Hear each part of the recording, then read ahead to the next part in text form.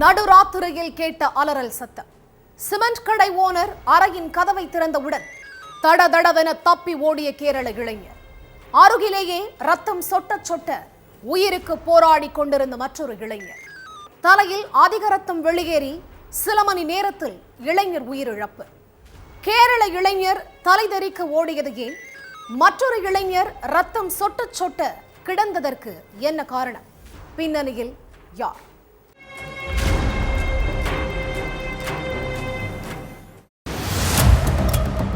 நடு ராத்திரி 2 மணிக்கு மேல ஒரு அலறல் சத்தம் கேட்டிருக்கு. கோவை செட்டிப்பாளையம் பகுதியில் உள்ள பெரியசாமி அண்ட் கோ சிமெண்ட் கடைக்கு மேல உள்ள அறையில இருந்து தான் சத்தம் வந்திருக்கு. கடையோட கேட்டு உள்பக்கமா பூட்டப்பட்டிருந்ததால மேல உள்ள அறையில என்ன நடக்குதுங்கிறத பக்கத்துல உள்ளவங்களால கண்டுபிடிக்க முடியல. அதனால அந்த கடையோட ஓனர் சத்தியமூர்த்திக்கு போன் பண்ணி, உங்க கடைக்கு மேல உள்ள அறையில 2 இளைஞர்கள் தங்கி இருக்காங்களே, அந்த ரூம்ல இருந்து ஒரு அலறல் சத்தம் கேக்குது, உள்ள என்ன நடக்குதுன்னு தெரியலன்னு தகவல் கொடுத்திருக்காங்க. அதே பகுதியில உள்ள சத்தியமூர்த்தி தாங்கிட்ட இருந்து இன்னொரு சாவியை எடுத்துக்கிட்டு உடனே அங்க வந்து கடைக்கு மேல உள்ள ரூமை திறந்திருக்காரு. கதவை திறக்கிற சத்தம் கேட்டதும் உஷாரான இளைஞர் ஷியாஸ் தடதடன்னு அடிச்சு பிடிச்சு ஓடி இருக்காரு. பக்கத்துல இன்னொரு இளைஞர் ஆறுமுகம் தலை மார்பிள காயமாகி ரத்தம் சொட்ட சொட்ட வலியால அலறிட்டு இருந்திருக்காரு.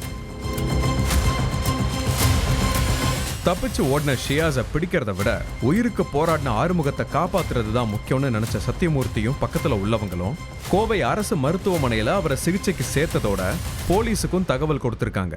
அடுத்த சில நிமிஷத்துல ஹாஸ்பிட்டலுக்கு வந்த போலீசார் ஆறுமுகத்துக்கிட்ட விசாரணை பண்ணியிருக்காங்க.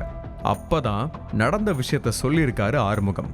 திண்டுக்கல்ல சேர்ந்த ஆறுமுகம் ஈச்சனாரி சாலையில உள்ள சத்தியமூர்த்திக்கு சொந்தமான சிமெண்ட் கடையில வேலை பார்த்துட்டு இருந்திருக்காரு.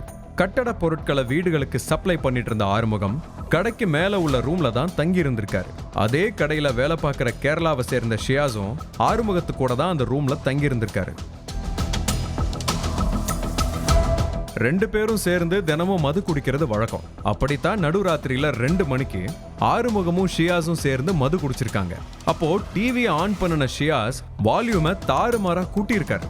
நைட்டு நேரம் பக்கத்துல உள்ளவங்க தூங்கணும், அதுவும் இல்லாம எனக்கும் டிவி சவுண்ட்ல தூங்க முடியல, சவுண்டை கம்மி பண்ணுன்னு சொல்லியிருக்காரு ஆறுமுகம். ஓ இஷ்டத்துக்கு டிவி சவுண்ட் கம்மி பண்ண முடியாது, என் இஷ்டத்துக்கு தான் வால்யூமை வைப்பேன்னு சொன்ன ஷியாஸ், உனக்கு பிடிக்கலனா நீ ரூமை விட்டு வெளியே போயிருன்னு சொல்லியிருக்காரு.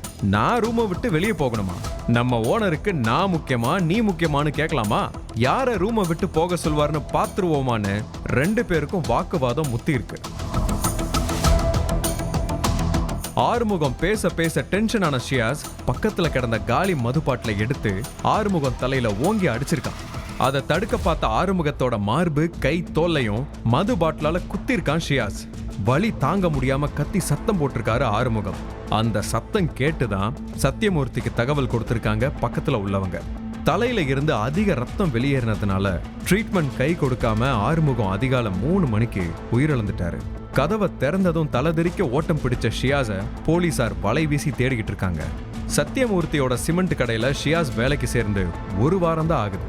1 வாரத்துக்குள்ளேயே கூட இருந்த இளைஞரை கொலை செஞ்ச ஷியாஸ் மேல கேரளாவிலையும் சில வழக்குகள் உள்ளதா காவல்துறை தரப்புல சொல்லப்படுது.